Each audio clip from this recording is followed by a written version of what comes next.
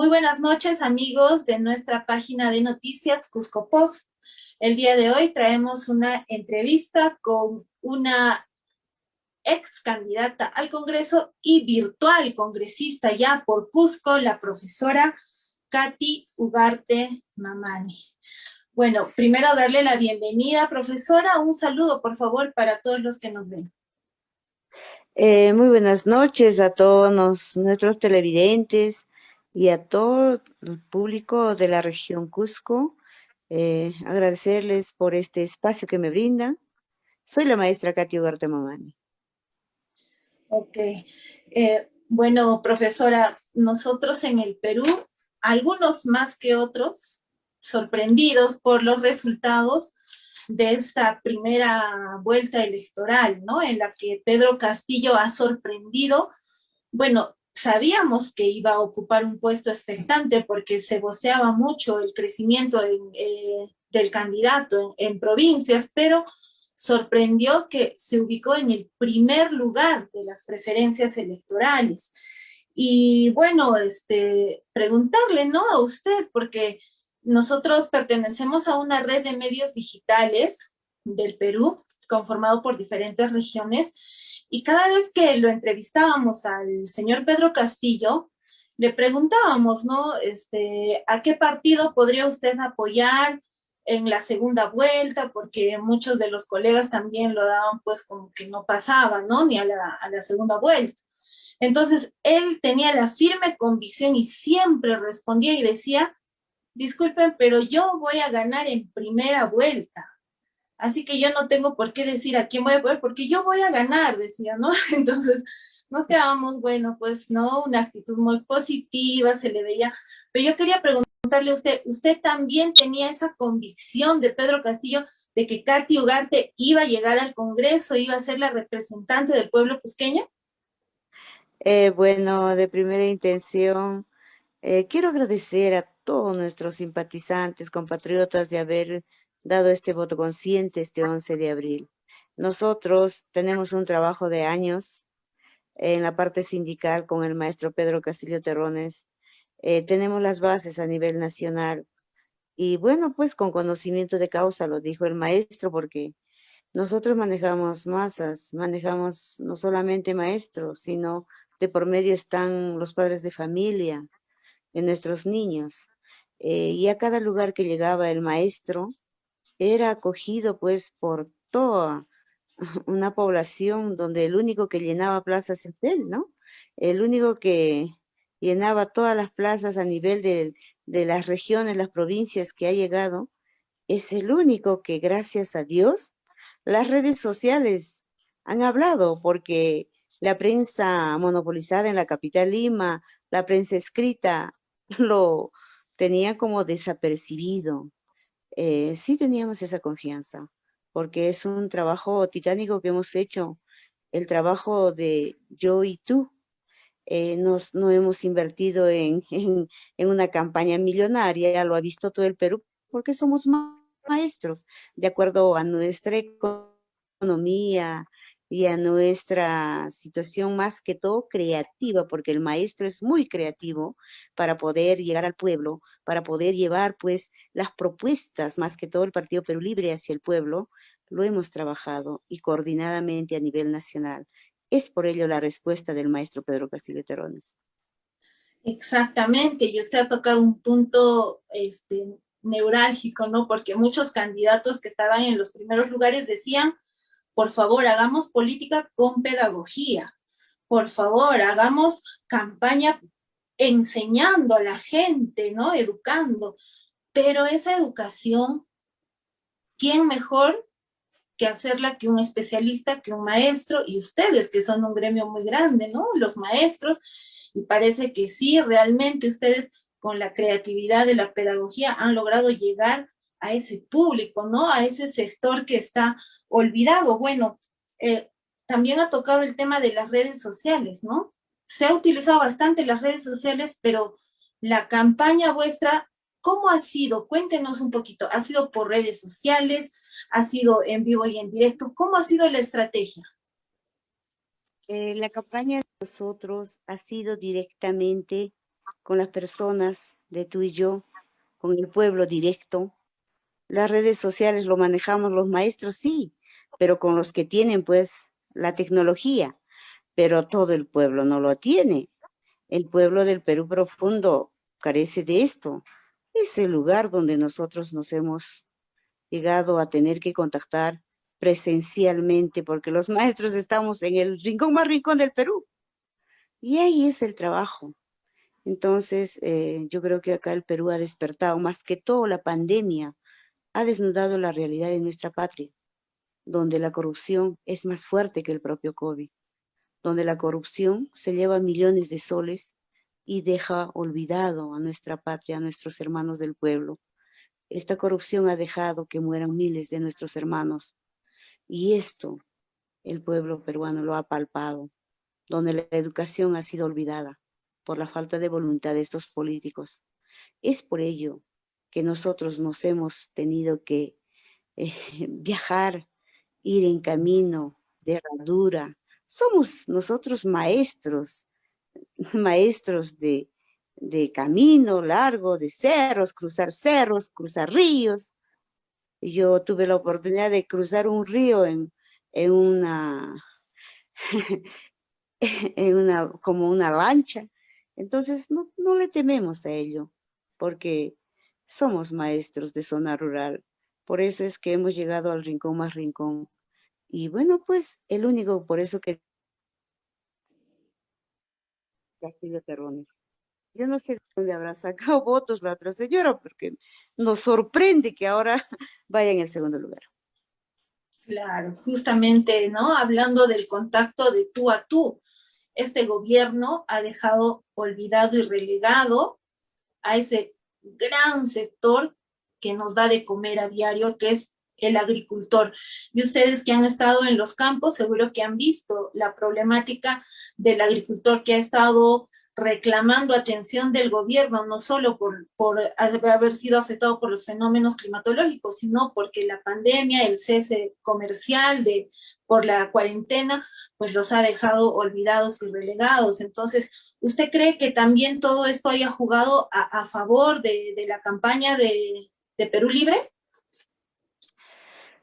Lo que hemos hecho es concientizar a nuestro pueblo peruano, porque estamos cansados, no solamente es de este gobierno, es 200 años que nos gobierna esta derecha entreguista vendepatria, esta derecha que tiene una constitución a su medida, donde el pueblo no ha participado, donde lo trajo Fujimori en medio de una dictadura como un manual para que tenga que implementar la privatización de las importantes empresas que tenemos en el Perú y los recursos naturales que tenemos, que ahora están en manos de ese propio grupo de políticos que están en campaña, que son pues ahora socios y monopolizan todos nuestros recursos naturales, de las cuales el pueblo peruano sufre la carencia y el abandono, a las cuales se debe de atender con urgencia.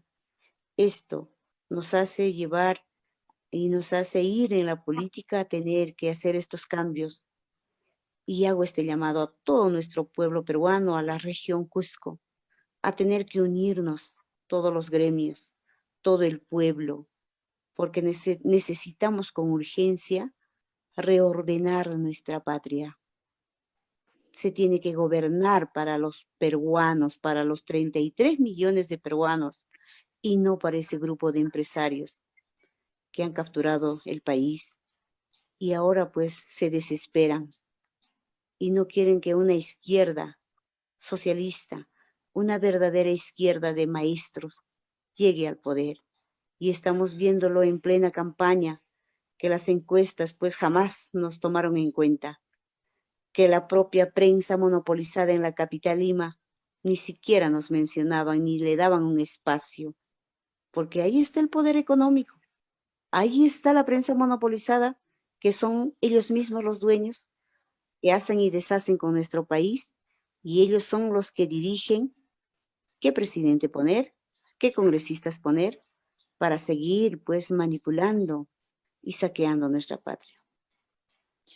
Bueno, profesora, nosotros en Cusco también, le confieso, muy pocos conocemos sobre su trayectoria, ¿no? Pero usted tiene ya un largo camino en política, ha sido presidenta del SUTEP, si mal no recuerdo, o SUTER, una de las dos fracciones. No sé si nos podría usted relatar un poquito sobre su experiencia en política también en la ciudad de Cusco y cuáles fueron sus principales logros. Bien, yo fui primeramente dirigente de base en mi institución educativas, siempre sí dirigente por años. Luego asumí la dirigencia provincial de Canchis, a la cual yo pues trabajo en ahí en mi hermosa provincia.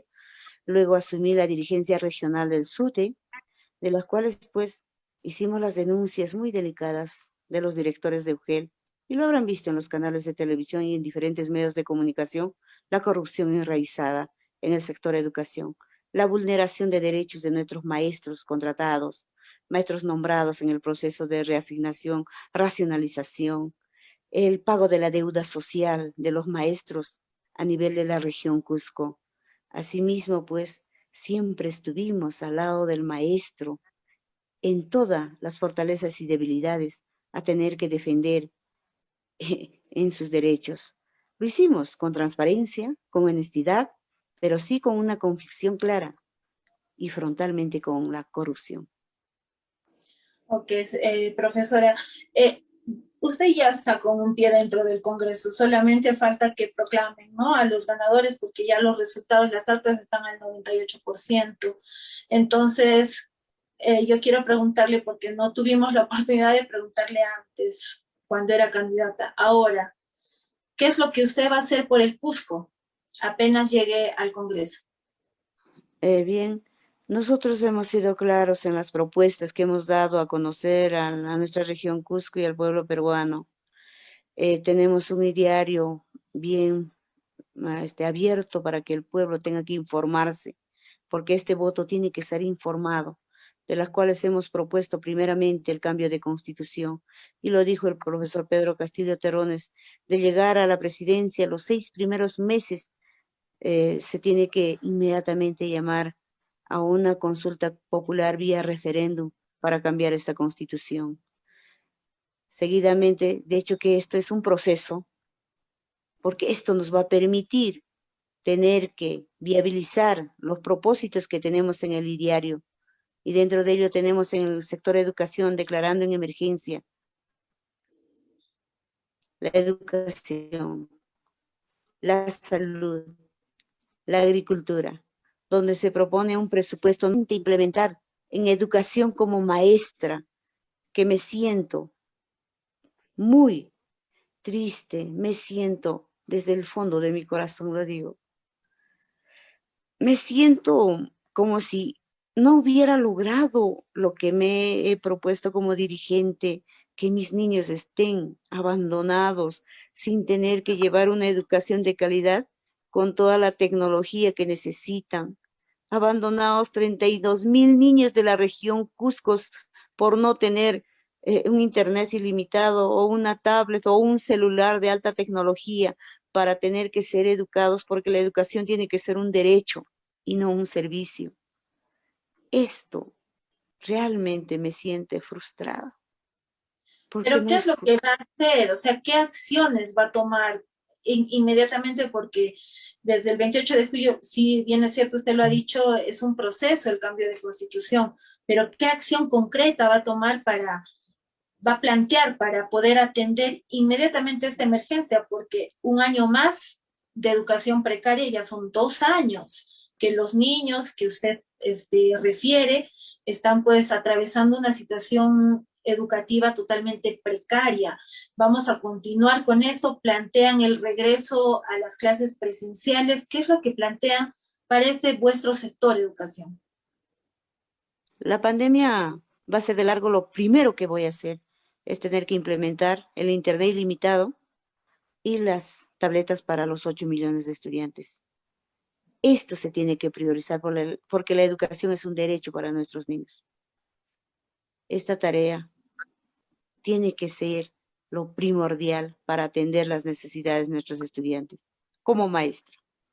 Sucesivamente estaremos implementando las demás propuestas que tenemos en el diario, siempre en cuando el maestro Pedro Castillo Terrones llegue a la presidencia y tengamos que cambiar la Constitución. De lo contrario, seguiremos en este sistema o en este continuismo que no nos va a permitir realizar las propuestas que tenemos. Sabemos cómo es la derecha.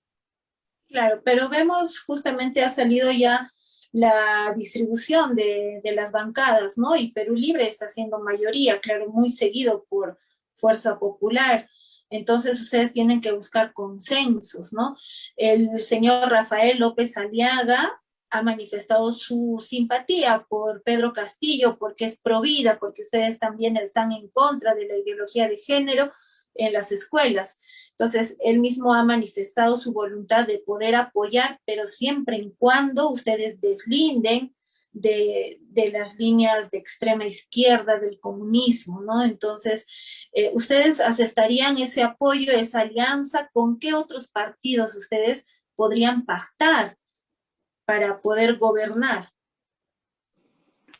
Bueno, yo no quiero adelantar esa situación, pero sin embargo, si amamos a la patria, si queremos el bien de nuestra patria y más que todo la educación, la salud y la agricultura sean atendidos, los congresistas que estamos siendo electos por la voluntad del pueblo, pensaremos en ello. Pero si ellos se aferran a su situación política de partido, el pueblo lo verá.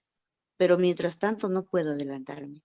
Pero sí nosotros como partido tenemos una posición clara, llamar a una concertación, a una unión por tener que servir al pueblo, porque para eso estamos yendo. Y este llamado no lo hago solamente a los partidos políticos, sino a todo el pueblo peruano, a todos los gremios, a todos nuestros hermanos que nos están escuchando en este momento. Ok, bueno, entonces hablemos de los compañeros que usted va a tener por la región Cusco. Están yendo dos candidatos de Perú Libre, su compañero Guido Bellido, está yendo el señor de Acción Popular, Luis Ángel Graneros, está yendo Luis Ángel Aragón, perdón, está yendo el abogado Alejandro Soto y de Juntos por el Perú, la señora abogada también, Luque Ibarra, ¿no? Entonces, ¿usted cómo ve este equipo de congresistas, de representantes del Cusco? ¿Usted ve en estas personas un equipo que va a poder usted coordinar con ellos en favor de nuestra región? ¿Va a poder usted eh, proponer con ellos ideas para sacar adelante esta región, para llevarla adelante, para sacarla del olvido? Siempre como maestros, siempre hemos sido amplios y siempre vamos a tener que luchar por encima del partido, tiene que ir la razón. Y esta razón tiene que beneficiar al pueblo, no a la persona, no al partido. Como maestros siempre hemos manejado esta ideología. Y lo único que voy a hacer es que se tiene que llamar a la unidad. Eso sí, nuestra convicción es bien clara. Ok, bueno, hablando justamente de la otra compañera, la doctora Ruth Luque, ¿no? Cuando conversábamos con ella, nos tocaba un punto que era que ella había visto bastantes diferencias en las oportunidades que tienen las mujeres que entran a política. Usted también es una mujer que está mucho tiempo en política. ¿Cómo ha visto usted su participación en esta campaña electoral? ¿La ha visto por igual, desigual, tenía las mismas oportunidades? Inclusive esta candidata nos hablaba sobre la franja electoral, que no había inclusive las mismas oportunidades para varones y mujeres, y que bueno, al final se llenó de la lista de muchos partidos para simplemente cumplir la ley, ¿no? De la paridad de la alternancia, pero en realidad no eran mujeres con recorrido. Entonces, ¿usted cómo ha visto y cómo ve la participación de la mujer en política en el Perú?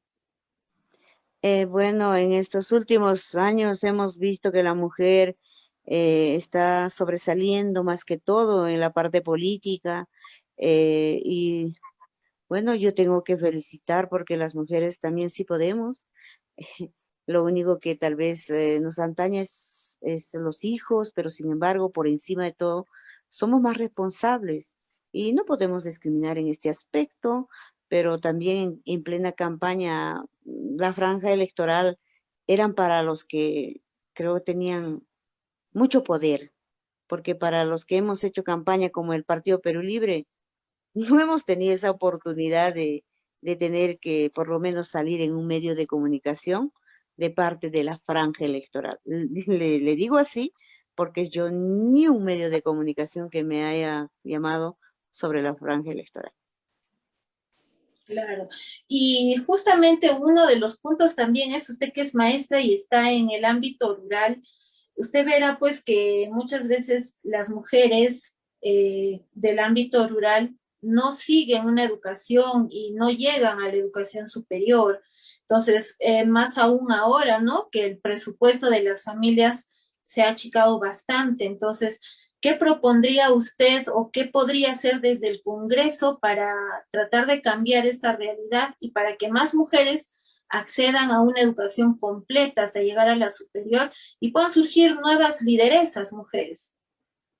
Tenemos claro en este aspecto que la educación, solo la educación va a tener que salir de este subdesarrollo, asimismo del analfabetismo que tenemos, más de 2,4 millones de mujeres analfabetas, y esto se ve pues en la zona de la selva, en la zona sierra, de las cuales el machismo se ha empoderado demasiado. Esto tiene que cambiar en nuestro país.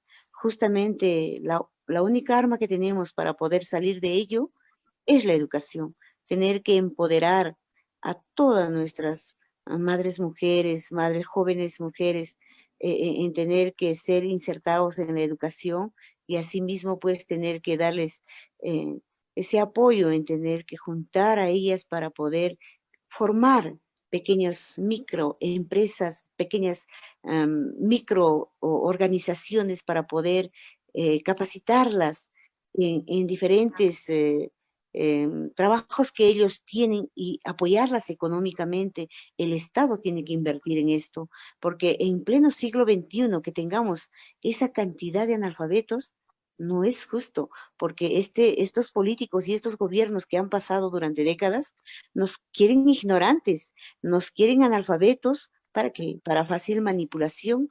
Y bueno, pues este es el resultado donde la educación se ha precarizado durante años. Ok, una de las propuestas también es elevar el presupuesto del sector educación.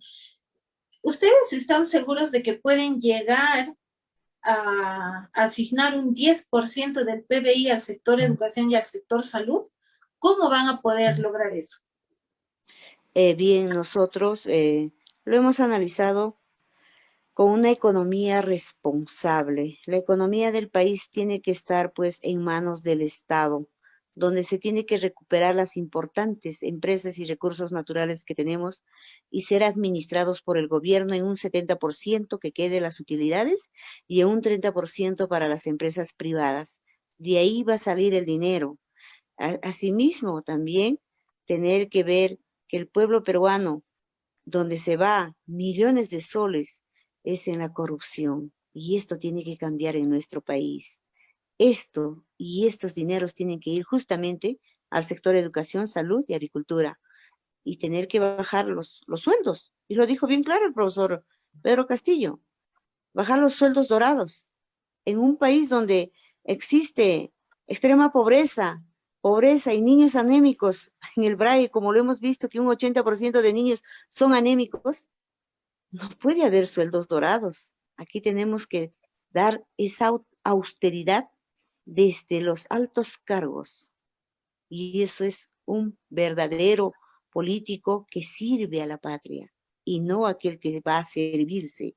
Esto tiene que cambiar, pero siempre y cuando la constitución tiene que ser pues cambiada con el pueblo. Entonces, esto es la propuesta que ha dado y esto está en el diario y el pueblo tiene que saber. Lo propio hizo México con todo, con fin de los políticos que tenían sueldos altos, se bajaron porque están viendo que su pueblo muere de hambre. ¿Por qué no en el Perú? ¿Por qué tenemos que dar tremendos sueldos dorados a esos políticos que ocupan Esto nos lleva a ese análisis y el Perú está pues sentado en un sillón de oro donde sí hay dinero. El problema es la corrupción. El problema es que no hay una buena administración. Claro, justamente el señor Pedro, el profesor Pedro Castillo también ha indicado que va a donar todo su sueldo de presidente y que él va a seguir cobrando su sueldo de docente y con ese sueldo se va a mantener y que todo su sueldo de presidente lo va a donar para los niños pobres, ¿no? ¿Usted también haría lo mismo con su sueldo de congresista? Bien, nosotros ya hicimos todo ese análisis y el porcentaje realmente es abrumante lo que se va en la corrupción. Esto va a tener que cubrir en nuestro país lo que es el presupuesto del PBI al sector educación, salud y agricultura, porque tenemos conocimiento que en consultorías en el sector educación y el minero se van millones de soles, que no llega y que no hace nada bueno para el sector educación. Eso tiene que acabar en nuestro país. Necesitamos una educación de calidad, sí, pero no pues que se vayan millones de soles en consultorías, donde en el minero tenemos un nido prácticamente de trabajadores, donde no hay ese resultado que necesitan para cambiar la educación. Tenemos más tecnócratas, bachilleres, donde ni conocen el rincón de nuestro país para poder solucionar los problemas educativos. Qué fácil es emitir una resolución ministerial o viceministerial y decir que se las cumplan, como una mesa de partes, las direcciones de UGEL, las DREG y todo ello, y los maestros que cumplan. Eso no es administrar una educación para mejorar la calidad educativa. Todos estos cambios tenemos que hacer, por eso pedimos el cambio del sistema educativo, así como decimos el cambio de sistema de nuestro país, porque este sistema está podrido y enraizado con la corrupción. Si no lo hacemos, si no la iniciamos, vamos a seguir con este continuismo. Bolivia lo hizo, Claro. México está en camino. Claro, pero la pregunta era si usted también, al igual que Pedro Castillo, donaría su sueldo de congresista y continuaría con su sueldo de maestra desde el Congreso. Primeramente, yo no le he escuchado decir que va a donar. Dijo que va a seguir con el sueldo de maestro, pero para eso vamos a dignificar el sueldo del maestro. Tampoco es justo que un maestro gane 2.400 soles, porque al 2021 tenemos un documento, una resolución ministerial, la 470, firmada por el Ministerio de Educación, por todos esos políticos que en la huelga del 2017 acordaron aumentar al maestro a una UIT al 2021 que no la cumplieron, porque el maestro tiene que tener un sueldo digno, de acuerdo a la canasta familiar. Para ello, se tiene que dignificar no solamente al maestro activo, también al maestro cesante. Entonces, todo ello es un cambio, por eso digo, es un cambio sistemático que se tiene que hacer en la educación. Claro, justamente usted dice, no es un sueldo acorde a la canasta familiar actual, pero hay mucha gente, ¿no? Mucho trabajador precario que gana menos de un sueldo mínimo vital. Entonces, muchos de ellos pues dirán, wow, un maestro gana mucho dinero, ¿no? Gana el triple que yo, digamos, ¿no? Entonces, ¿qué hacer con este sector también? Porque claro, los maestros, ustedes han ofrecido hasta duplicarles el sueldo a los maestros, pero los trabajadores independientes, esos jóvenes que se cachuelean para autoeducarse, muchos de ellos estudian educación, pero para llegar a terminar su carrera están trabajando de ayudantes de restaurantes, están trabajando en diferentes lugares, ganando hasta 500 soles mensual. ¿Qué van a hacer ustedes para ese sector? Bien, en este aspecto nosotros hemos planteado un trabajo digno donde las empresas tengan que darle ese trabajo de acuerdo a lo que necesiten, es que se tenga que exonerar los impuestos a las MIPES y pymes, porque ellos son los que generan el 80% de trabajo a nuestros jóvenes. Por otro lado, también hemos propuesto a las empresas privadas que también se tenga que dar un impuesto escalonado hasta que los capaciten a nuestros jóvenes y tengan el trabajo seguro, porque les piden experiencia de 2 años. Jamás van a trabajar nuestros jóvenes con título en la mano, tener una experiencia así, porque no les dan esas oportunidades. Entonces, esto estamos proponiendo para poder tener que llevar pues como un proyecto de ley donde al empresario también se le tenga que bajar el impuesto escalonado, ¿no? Mientras que ese trabajador o que tenga título en mano tenga que ser capacitado para poder trabajar en una empresa privada. De esta manera estaremos apoyando a nuestros jóvenes también. Y también de repente han considerado subir el sueldo mínimo vital. Efectivamente, si el maestro con ese sueldo, discúlpeme, ese sueldo de hambre, no puede es- llenar la canasta familiar, imagínese el sueldo mínimo. Tenemos que ser congruentes con ello. Tenemos que ser equitativos. Y la equidad tiene que ser en nuestro país. Y para ello tiene que quedarse en nuestro país la administración de esos recursos naturales en un 70%. Ahí va a haber trabajo para nuestros jóvenes, porque no hay trabajo en nuestro país, porque no sabemos producir. Somos ricos en recursos, pero se la llevan a otro país. Y en ese país los jóvenes tienen trabajo, tienen oportunidades. Entonces se tiene que invertir para ello en educación. Tenemos que hacer que las universidades tengan los laboratorios científicos implementados para que ellos pues salgan con otra visión de producir en nuestro país. Asimismo, también tenemos la propuesta de tener que llevar a los mejores estudiantes de las universidades a hacer estos convenios con los países desarrollados, tener que capacitarse en su tecnología durante el año que les corresponda y luego regresar al país para poder industrializar nuestros recursos. Se tiene que hacer, se tiene que invertir en educación. Solo la educación va a salir y va a sacar de este subdesarrollo a nuestro país. Bueno, ok, muchas gracias, profesora Catugarte. Hemos conocido sus planteamientos, no solo de usted, sino también del Partido Perú Libre, que ha dado la gran sorpresa de ser el que ha ganado estas elecciones y pasa a segunda vuelta. Yo quisiera darle, por favor, un minuto para que se dirija a la audiencia, ya que ya inició la campaña de segunda vuelta, ¿verdad?